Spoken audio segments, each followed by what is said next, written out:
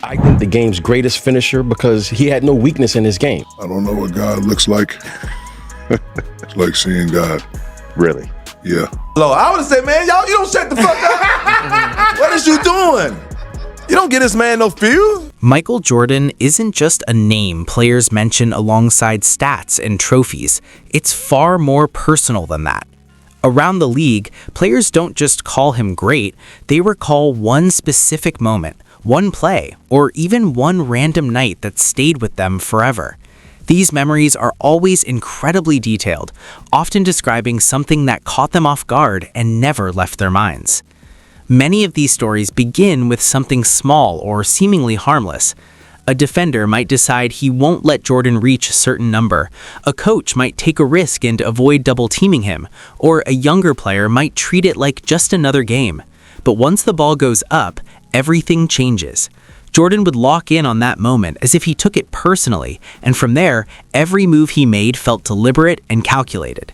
The shots he selected, the defenders he targeted, and the way he repeatedly attacked the same matchup all followed a clear pattern. Looking back, players from completely different teams and eras described the exact same experience. It wasn't random at all. Jordan would quickly figure opponents out, adjust almost instantly, and back up everything with action. Some players saw him as a relentless competitor who pushed everyone to their limits, while others felt he was willing to do whatever it took to win, no matter the cost. What stands out most is how vivid these memories remain even years later, which says everything about how intense and real those moments felt on the court.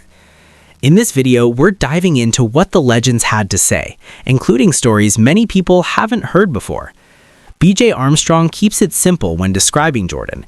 He calls him a scorer with virtually no weaknesses and a closer who didn't care about the scoreboard. This perspective comes from first-hand experience as a teammate. Michael Jordan was a scorer first, second, and third. He was a phenomenal finisher of the game. And what I mean by that is Michael Jordan stopped playing the game. He stopped having to facilitate. He didn't have to do all those things. He just finished the game. He finished it. He was, I think, the game's greatest finisher because he had no weakness in his game.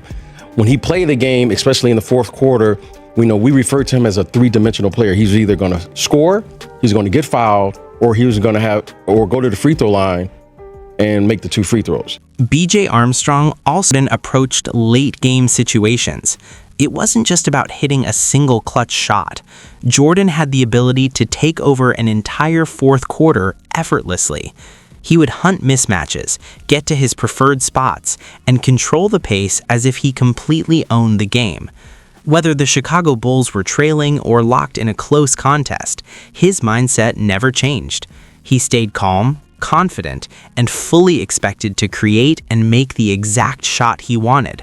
That mentality is what truly set him apart. While most players relied on 1 or 2 go-to moves, Jordan had solutions from every area of the floor. When the game was on the line, there was never any question about who would take the final shot. Then there's John Salley, whose story doesn't come from a high-stakes game, but from a simple practice scrimmage. According to him, that moment revealed the greatest player he had ever shared the court with. Salley had already faced Jordan during his time with the bad boy Detroit Pistons, so he wasn't easily impressed. But seeing Jordan as a teammate in practice was a completely different experience. Phil Jackson had actually told Jordan to sit out that day, yet he still showed up wearing casual tennis shoes, sweatpants, and a t-shirt. No tape, no preparation, nothing that suggested he was about to compete at a high level. We're playing, and all of a sudden, I'm running back, and MJ gets a steal. And I go, and he's about to do the right-hand jump. I said, oh, I know exactly what dunk you're going to try. I'm getting this. I don't care. And I drop step and turn around about to jump. And as I'm about to jump, his midsection is moving past my face. And you try to bring yourself down. He was like, block this, bitch. Boom. And I go home, I call my mother. She's like, how is it? I said, Ma, I just saw the greatest player of all time. She said, it took you that long to admit it. I go, yeah, it took me this long to admit it. But then Michael Jordan decided to play anyway. During the scrimmage, he came up with a steal and took off in transition. John Solly chased him down, thinking he had a real chance to contest the dunk, but he completely misread the moment. Jordan elevated far higher than expected and finished over him with ease. That's what made it so unbelievable. It looked effortless. What made the moment even more striking was the setting. This wasn't a game. There were no fans, no cameras, and no stats being recorded. It was just a routine practice, yet Jordan moved like it was the NBA Finals. Sally said the play stuck with him so much that he left practice, called his mother, and told her he had just seen the greatest player ever. From that point on, he had no doubt about Jordan's level. Then there's Dwayne Wade, who recalls the NBA 75th anniversary team ceremony as the moment he truly felt Jordan's presence in real life. The room was filled with legends and current stars. Everyone relaxed, talking, laughing, and enjoying the moment. But the second Jordan walked in, everything changed instantly. Wade described it as a complete shift in energy, like all attention snapped directly toward him without a single word being said. What stood out most to Wade wasn't the reaction from fans or media, it was the response from other legends. These were players who were used to being the center of attention wherever they went. Yet the moment Jordan entered, you could see it clearly. Eyes shifting, conversation slowing, and everyone quietly tuning into him. Wade noticed that players who normally commanded the spotlight were suddenly watching Jordan like fans themselves. And somehow, When MJ came in. when he came in. I ain't never. Yeah. We talking about aura. We just talking about aura. Let me tell you something. When he walked through, Just aura, that's it. Everything Just aura. changed. Yeah. Pull it to the coolest Coolest nigga person walking the walking road, yeah. man, when MJ came in, it gets silence. Everybody was like, oh. He's sizing Right niggas away. up from the tunnel. Right away. Stop it. He walking past you. Yeah, I'd have bust your ass. Like he's sizing everybody up. Bust your ass. You saw the up, bust clip your with ass. him and Magic that went viral, right? Yeah, They all saw the clip. yeah. That was right away. And that's the moment where I was just sitting there and I'm like, I'm listening to Jordan Yeah. and Magic talk shit. Really Oh my- talk shit though. Yo. Like, put your sneaks on, let's go right now. And I'm like, I'll tear your ass up right now. are they serious?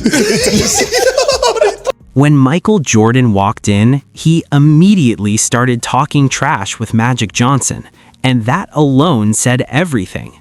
The competitiveness never left him, not even for a second. It perfectly captured who he was.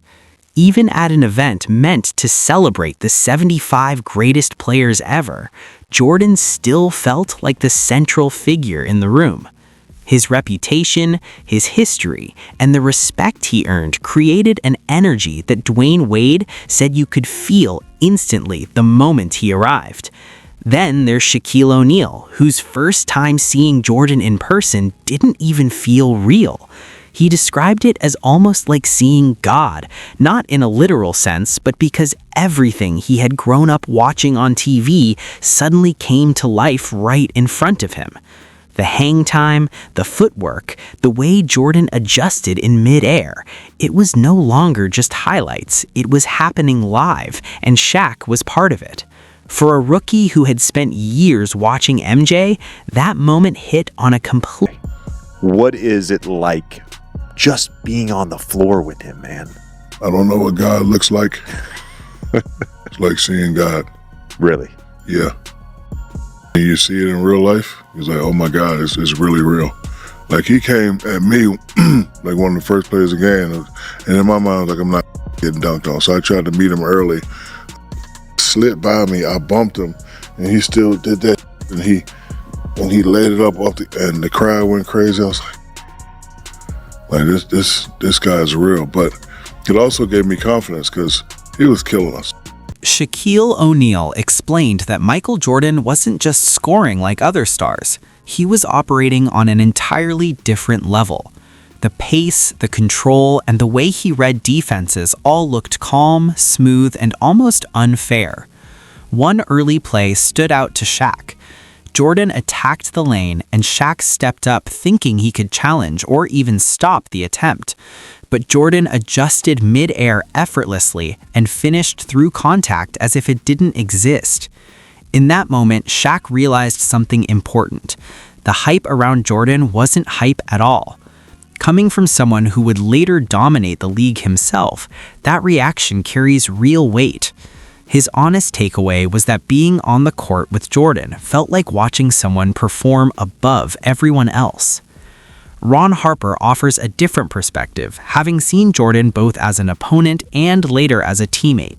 By the time Harper joined the Chicago Bulls, he already knew Jordan could take over games and score from anywhere. That part wasn't new. What surprised him was how consistent that level of intensity remained, even when no one was watching. Anything you learned with playing with MJ, no days off. all those years that No days off. No days off. When you walk in that gym, lace them up like it's game. MJ is the best game day clutch player that ever played the ball game. You're not gonna lose with MJ. Ron Harper's perspective carries even more weight when you remember he had been a 20-point-per-game scorer before adjusting his role with the Chicago Bulls. That alone says a lot. Harper admitted that being around Michael Jordan forced him to elevate his own preparation and focus. The biggest lesson he took from Jordan was simple but demanding. No days off, no coasting, and no lowering your standards just because no one is watching. Then there's Darrell Armstrong, whose story highlights another side of Jordan. He never forgot anything. Armstrong was part of the mid-90s Orlando Magic squad that defeated the Bulls in 1995, shortly after Jordan returned to the league wearing number 45. After that series, Nick Anderson made a comment saying 45 isn't 23, suggesting that Jordan wasn't the same player anymore. According to Armstrong, that remark didn't fade away.